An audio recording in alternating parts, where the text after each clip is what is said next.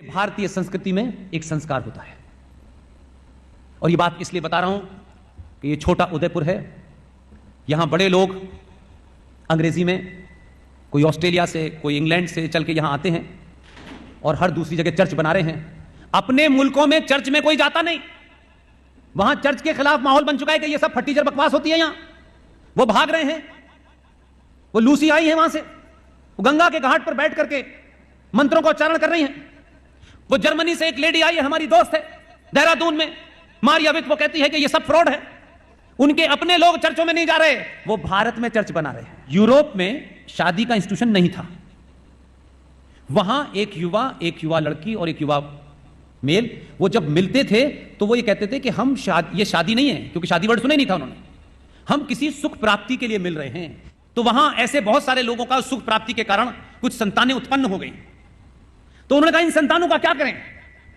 तो जैसे ये हॉल है आपका, इसी हॉल में, हॉल के बाहर छोटे छोटे पालने रख दिए गए, और वो राज्य सरकार यानी स्टेट की सरकार ने उसकी तरफ से वो पालने रख दिए गए, और ऐसे बड़े बड़े हॉल बनवा दिए गए, और उन हॉलों के अंदर बाहर वो पालने रख दिए गए। और रात में वो लोग जो उस परम सुख प्राप्ति के दरमियान उस संतान की उत्पत्ति के कारण वो परेशान है कि क्या करें, तो राज ने कहा कि इस हॉल के बाहर पालने रखे हैं, चुपचाप से रात में जाके उस बच्चे को वहां डालाइए, और उन बच्चों को उस हॉल में दो आदमी, एक महिला और एक पुरुष, उस हॉल का संचालन करेंगे, और उन बच्चों को वो पालेंगे। उन बच्चों पे आने वाला खर्च राज्य सरकार देगी। यहां तक बात समझ में आ गई? आगे सुनिए। आप मुझे बताइए, हमारे यहां, हमारी संस्कृति में, मेरी बहन, उसकी शादी होती है, शादी होती है तो वो किसी की पत्नी बनती है, किसी की भाभी बनती है कि नहीं बनती है? जब वो संतान को जन्म देती है तब वो क्या बनती है? तब वो मां बनती है। वो पुरुष जो उस बहन का पति है वो पिता बनता है, उससे पहले तो नहीं बनता। कहते हैं क्या? हमारी संस्कृति में एक बहन की शादी होती है तब वो पत्नी बनती है, और पत्नी के बाद जब वो संतान की उत्पत्ति होती है तो वो मां बनती है। वो पुरुष जिसके कारण उस संतान की उत्पत्ति हुई है तब वो पति से पिता बनता है। लेकिन क्या घालमेल किया है, वो कितने शातिर और मक्कार लोग हैं कि जिस हॉल की व्यवस्था चलानी है, उस परम सुख प्राप्ति के चक्कर में जो संतानें पैदा हो गई हैं, जो इस हॉल के बाहर रखी हुई हैं, उन हॉल को चलाने वाले दो लोगों में एक फादर है और एक मदर है। जिसने कभी जीवन में शादी नहीं की वो फादर हो गया, जिस महिला ने कभी शादी नहीं की, संतान की उत्पत्ति की, वो मदर हो गई। और उस हॉल की व्यवस्था फादर चला रहे हैं। ये कौन है? फादर एंगल कहां से आए थे? ये मदर हैं। ये कब बनी मदर? और उस हॉल को क्या कहते हैं पता है आपको?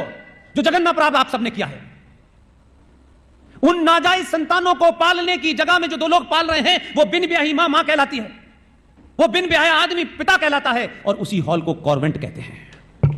जहां आज संपन्न समाज का हिंदू अपने बच्चों को पढ़ने भेजता है, हमारा बच्चा सेंट फिडेलिस कॉन्वेंट स्कूल में पढ़ रहा है। नाजायज बच्चों के पलने की जगह को आप कॉन्वेंट कहते हैं, वहां आपका बच्चा पढ़ता है। इसलिए आपकी स्थिति ऐसी गंभीर हो गई है, इसलिए आप परेशान हैं कि आपका बच्चा सीख क्या रहा है, क्योंकि आपने अपने संस्कारों, अपनी संस्कृति, अपनी धरोहर को नीचा दिखाया, हीन भावना भरी, आपको इतना इंफिनिटी और ऐसा से कमतरी आपके अंदर भर दिया कि आप सोचने लगे कि मेरे अंदर तो, मैं तो बिल्कुल दीनहीन हूं, मेरे तो कोई संस्कार ही नहीं है, हम तो ये हैं। आपने उन सच बातों को जाना नहीं, और ये कथाकारों ने आपको बताया नहीं बताया। ये उनका काम था, ये संतों महंतों का काम था, ये आश्रमों में रहने वालों का काम था। और फिर क्या हुआ? आपने जब कॉन्वेंट में पढ़ाना शुरू किया तो आपकी बीमारी क्या है कि आप कहते तो हैं कि हमने आजादी ली, आजादी दी, आजादी मिली, आप इसी में अटके हुए हैं। लेकिन जो यहां आए, उस मैकॉले के बारे में मैंने आपसे कहा कि उसने भारत के गुरुकुल को तोड़ करके सबसे पहले कॉन्वेंट व्यवस्था बनाई है। और उनका कॉन्वेंट का कंसेप्ट क्या है कि ये बच्चे पढ़ेंगे, बड़े होंगे, और उसके बाद स्टेट के गुलाम होंगे, जो स्टेट कहेगा वही करेंगे। तो आप अपने बच्चे को, बेचारा अभी पैदा होके 2 महीने का भी नहीं होता, हिंदुओं में, सनातनियों में दौड़ लगी हुई है। 4 साल के बाद वो जो स्कूल है ना, सेंट जेवियर, उसमें भाई साहब 10 साल का रिजर्वेशन है। मैंने तो अभी गर्भ धारण नहीं किया, लेकिन रिजर्वेशन करा लिया है, क्योंकि भूख है। मैं अपने संस्कारों को बिना जाने बिना उसके खिलाफ हैं, अपने मूल्यों को जाने बिना ही उससे हीन भावना है। इसलिए आप जब अपने बच्चे को सुबह भेजते हैं तो पिताजी ऑफिस जा चुके होते हैं, उस बच्चे के सामने एक ऐसा संकट आप खड़ा कर देते हैं कि उसकी यह समझ में नहीं आता है कि ये जो घर में है ये पिता है, ये भी तो फादर है।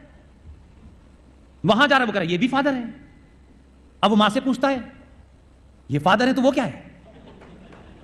उस भोले भाले बच्चे के मन की बात समझने की कोशिश कीजिए। ये वाला फादर तो सुबह चला जाता है, देखते ही नहीं बच्चे इस बेचारे को, वो तो 6 बजे उठाता है, निकल लेता है, दुकान खोल लिया, और शाम को जब सो जाता है बच्चा तब फादर लौटता है। लेकिन असली फादर तो कम मिलता है, नकली फादर उसे 8 घंटे तक मिलता है। अब वो नकली फादर बेचारा सोचता रहता है उसको किस असमंजस में आपने डाल दिया है उस बेचारे को। इसलिए वो कहता है नो मम्मी, फादर ने कहा है। अब मम्मी बेचारी नहीं समझा पा रही कि वो तेरा असली फादर नहीं है, ये फादर फ्रॉड है, ये अपना एजेंडा लागू करने आया है तेरे ऊपर। अब उसकी जिम्मेदारी उस भोले वाले बच्चे के साथ जो आपने कृतज्ञ किया है उसके लिए कोई और जिम्मेदार है? करोड़ों करोड़ों रुपया है आपके पास, कर्नाटक से लेकर महाराष्ट्र में हजारों इंजीनियरिंग कॉलेज खोले जा रहे हैं, एमबीबीएस खोले जा रहे हैं, 50 लाख डोनेशन, 1 करोड़ डोनेशन किसके बच्चे दे रहे हैं? आपके। और एमबीबीएस की डिग्री लेने के बाद कहां घूम रहे हैं? कितने डॉक्टर पैदा करोगे यार, इतने तो मरीज ही नहीं है। आप में से किसने कहा कि नहीं मैं ये जो संप्रदाय है स्वामीनारायण संप्रदाय इसकी तरह गुरुकुल खोलूंगा?